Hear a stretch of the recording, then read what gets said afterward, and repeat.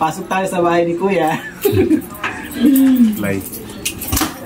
Jaran! Oh, welcome home sa ating bahay. Ayan o, at ang ganda-ganda na ng kulay. Dilaw na dilaw. Makulay ang buhay. Dati ay dugyot na dugyot. Ngayon, eto na. Ang ganda na. Pati yung pinto, ang puti-puti na. Marisol gas. Marisol.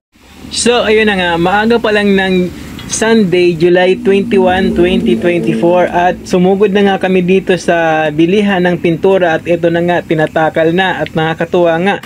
Oh, ganyan lang pala pagtatakal dito ng pintura para para pagsasalin para hindi mabubuhos at walang masasayang na pintura. Ganyan lang pala ang gara, o nakakatuwa. Oh, kaya naman ako napasugod dito para bumili na nga ng mga materyales, mga pintura na gagamitin namin doon sa unit ko sa Pasinaya para magawa na dahil napakadugyot ba naman doon at talagang nakaka-stress tingnan. So ayan na, at babayaran ko na nga dyan, pero bago yon kailangan muna nilang i-double check kung tama ba lahat ng mga order namin at kung nailagay lahat sa kahon. So ito, umabot nga po yan ng 4,300 pesos. So yun, kinabukasan nga ng Lunes, maagang-maaga sina Kuya Medic nagtrabaho doon at sumunod na lang ako, at pagdating ko nga doon, eto na nga naabutan ko, nakapagmasilya na sila dyan at pinapakinis na lang nila. Ganun pala yun, kailangan pala ay masilyahan muna at pakinisin para kumapit yung pintura na ilalagay. So ito, muli ko ipapakita sa inyo yung taas niya. Ayun, nakikita nyo, may mga bandal-bandal, oh. Oh, di ba? O dito nakapaglagay na rin sila ng ng masilya, na masilihan na rin nila yan, pero makikita mo pa rin yung mga bandal sa dingding. Kaya kailangan talaga mapinturahan para naman komportable naman yung lilipat dito, yung susunod na upa. At yun nga pala ay bagyuhan na ng mga panahon na yan, mga oras na yan, at meron pa nga doon nagtitrip. Akala ko ba naman noon meron talagang defective sa sa paglakad. Yun pala ay trip lang nila na magpabasa sa ulan, mamaligo na wheelchair kunwari. So yun na nga, mga tapos na masilyahan at pakinisin, eto na, pinipinturahan na ni Kuya Medic ng kulay puti yung dingding ng bahay. Kailangan yan ay mapipinturahan pala na puti para pang pakapitin yun, para pag nilagay na yung kulay dilaw na pintura ay mas makapit na siya. Ito na nga pala yung gripo na sinira nung dating nagrenta rito. Pinapaayos ko na rin. Buti na lang marunong yung kapitbahay ko rito. Siya na yun nag-ayos. At ito naman, kinakaskas na rito na Kuya, pati na rin ni Makoy. Sumali na nga si Makoy sa pag-aayos. So ito, pangatlong araw na nila rito at ayan, kita nyo naman yung pagbabago. Ang ganda-ganda na ng kulay, ang ganda ng tingnan ng ating bahay. O, di ba? Dilaw na dilaw, makulay na makulay. Pagkatapos yan dito sa baba, sa taas na naman niya binanatan. Yung bandang ibaba, yan, pinipinturahan niya at maingat na maingat siya para pantay na pantay nga naman yung pagkakapintura niya. At si Kuya Medic, ito naman si Kuya Medic sa hara, ano ba tawag sa ganyan? Railings o hindi ko alam. Siya naman ang tumitira dyan. Tulong-tulong silang magkapatid para mas mabilis yung trabaho. Pangatlong araw na nga nila yan. At ito naman yung sa may labahan. Ito, tinanggal na, kinalas na nila yung bubong kasi luma na daw, bulok na at may mga tagas-tagas na rin. Kaya kailangan ng palitan. So ito na, napalitan na. Bagong-bago na yan. Siyempre, dagdag gastos na naman yan. di ba? At ito, tinatapos na ni Kuya yung natitirang pipintahan dito sa bandang kusina. Ayan, hagod ng hagod si Kuya, ang tibay. Kaya kayo, kung gusto nyo magpa-pintura, sila nang kunin nyo.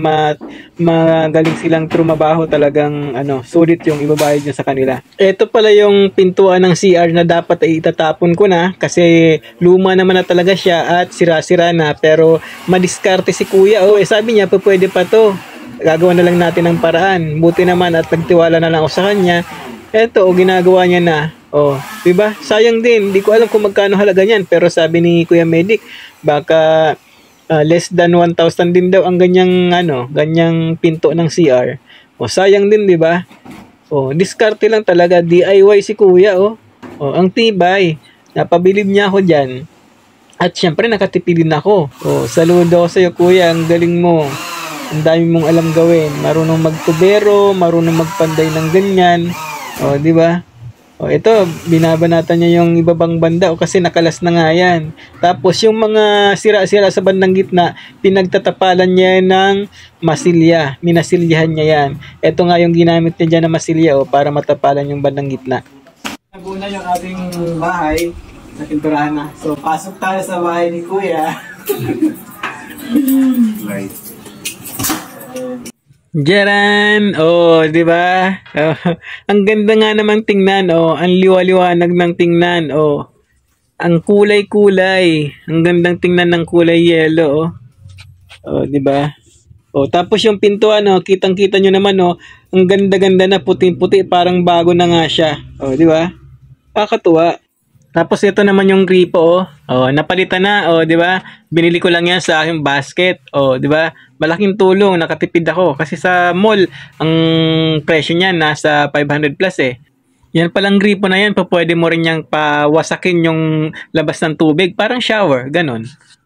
Tapos yung wall na yan, oh, sa bandang likod ko, napakaitim yung dati. Ngayon, oh, 'di ba? Oh, wala na. Ang ganda ng tingnan. Tara, punta na tayo sa taas. At syempre, para malinis, yan, tinanggal ko yung aking sapatos para hindi madumihan yung bagong pinturang hagdanan. Sayang naman yung effort kung madudumihan din lang kaagad. O, tingnan mo naman, napakaganda ng tingnan. O, di ba? Wala na yung bandal na ginawa ng mga dating nagrenta dyan. At ang ganda-ganda ng tingnan.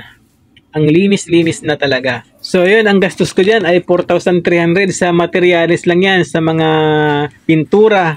Yan, 4,300 pesos. Tapos yung dalawang nagpintura dyan, 650 ang araw nila. 4 na araw nilang trinabaho, 5,200 ang nagastos ko.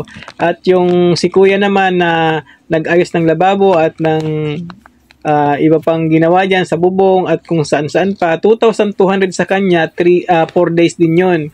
At 1,500 naman sa kanyang helper na nagkabit ng bubong. 3 days naman niyang trinabaho yon. So, ang total ay 13,200, hindi pa kasama yung yero at iba pang mga binayaran ko.